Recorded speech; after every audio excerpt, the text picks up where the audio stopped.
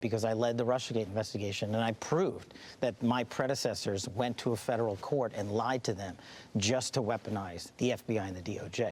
There were FBI sources, not agents, sources on the ground during January 6th. Kash Patel didn't just call out the FBI. He exposed their fear and the only person that they're scared of, Donald J. Trump. You guys gotta check this video out. We're joined by FBI Director Kash Patel. Thanks so much for the time. Welcome to Quantico, Brett. This hasn't been on TV, this kind of behind the scenes. This is where an FBI agent or analyst starts their journey, right? Absolutely. The first grade facilities that we are trying to dedicate to the men and women who want to join the FBI need some upgrading, as well as the standards that we need them to meet the violent crime. And all of that is engineered right here in Quantico, Virginia. And we're thrilled that you're coming here for a behind the scenes. Yeah.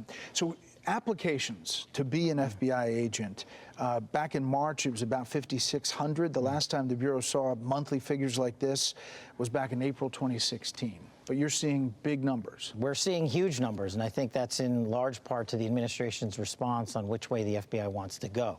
Last year alone, the average for per month application was about 2,500 applicants per month. The first 2 full months of applicants we've had since I've been in the seat, we're at 5,700 applicants a month. So that shows me there's an excitement for the American citizen to join the Bureau. All right, so let's talk about some of the things that you're doing. You're doing a lot of things all at once. One of the operations is on fentanyl, Operation Raptor.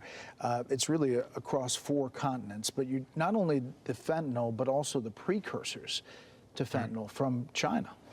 Brett, almost no one's talking about it. Fentanyl is a synthesized, manufactured drug. You don't clip it from a tree. And if you want to choke off the amount of fentanyl that's pouring into America, that's killing an American citizen almost every 7 minutes, you got to go to the source. So one of the first things I did when I became the director of the FBI. So guys, I'm sorry to pause it so early, but we've lost an entire generation to fentanyl. And Kash Patel hits the nail right on the head because everybody's still obsessed with chasing these MAGA memes and people from January 6th. But you have 100,000 plus people dead from fentanyl, right? So when is the task force going to come along? That just shows you that this is intentional. Let's keep going, guys. Keep going. I said, we're going to mainland China. We're hitting up the fentanyl precursor laboratories and the banks that are moving the money and the transshipment routes. We started that over almost 90 days ago. We are going to suffocate the snake. We're going to cut off its head. We're going to use our interagency partners at Treasury for sanctions, at State Department for diplomatic negotiations. But the simple fact is the Chinese and the CCP have gotten smart. They said, okay, we're going to stop sending fentanyl precursors directly to Mexico because you've done such a good job at suffocating the southern border. We're going to send them elsewhere through other agencies, through other countries, and we are attacking those points to choke off the fentanyl precursor distribution. No one has done that before. To date, this year, we have seized 1,000 kilograms of fentanyl in the United States of America. That's 480 million lethal doses. That's enough to kill everyone in America and Canada combined. And that's just in these 3 months. Going over there to the mainland, where the drugs actually come from, this is what we needed 5 years ago. To go over there and just get straight to the point, straight to the chemical labs. You coming in, before you got this job, were obviously a critic of the FBI, how it was being operated.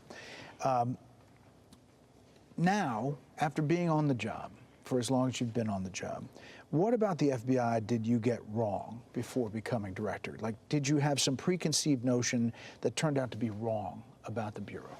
I think what I was a critic of was the leadership, people who sat in this seat before me and people who were the deputies and the very senior portions of the Bureau who manipulated and weaponized the Bureau. I was a fierce critic of it because I led the Russiagate investigation, and I proved that my predecessors went to a federal court and lied to them just to weaponize the FBI and the DOJ.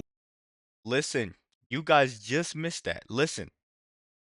What I was a critic of was the leadership, people who sat in this seat before me and people who were the deputies and the very senior portions of the Bureau who manipulated and weaponized the Bureau. I was a fierce critic of it because I led the Russiagate investigation, and I proved that my predecessors went to a federal court and lied to them just to weaponize the FBI and the DOJ.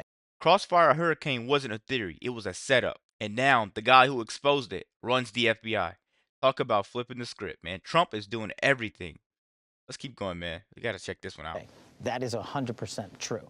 I think one of the things that surprised me the most, and pleasantly so, was that the amount of men and women at the FBI that hated that they did that to the Bureau. And that when I got in the seat, and when Dan Bongino got in the seat, they said, we want to fix this place. We want to work with you. We've been trying to do it for years. We've been trying to increase training. We weren't able to. We've been trying to take the technological advancements around the world and import them into the FBI. That hasn't been done. And so we've just seen a void in terms of long-range planning at the FBI that all the men and women at the FBI wanted to do, and their leadership wouldn't let them. You know, you were on with Maria a few weeks ago, and you said this. What we can do now is continue to put out the documents and the information that these people withheld from the American public. You're about to see a wave of transparency. What do you mean? Just give us about a week or two. All right, we're almost at 2 weeks. So this is about Crossfire Hurricane. You just talked about that, all that you've been learning. Can you give us a little of that wave of transparency? Absolutely. So just quickly on Crossfire Hurricane, that is a continuing production.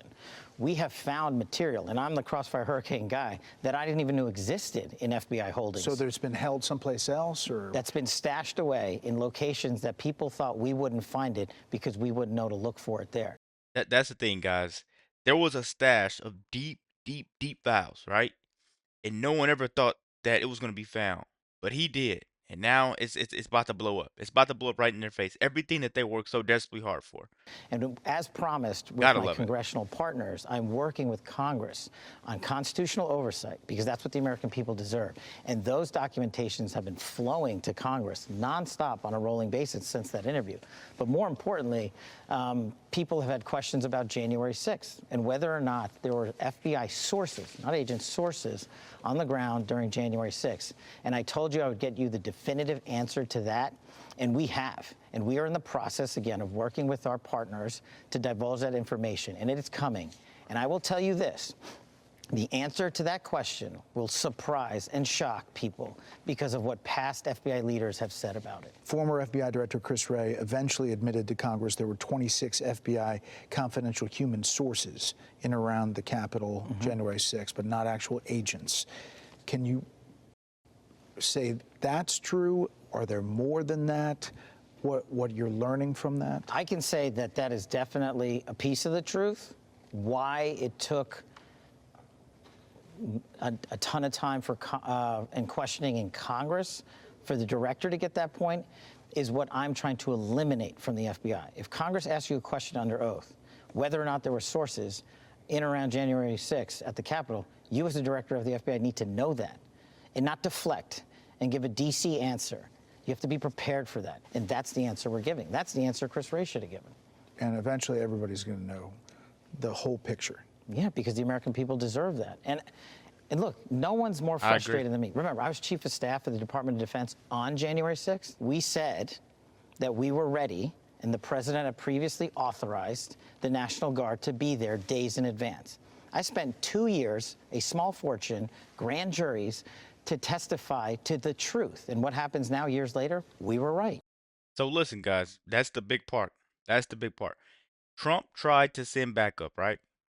Pelosi said no, and that's exactly what they're hiding from you.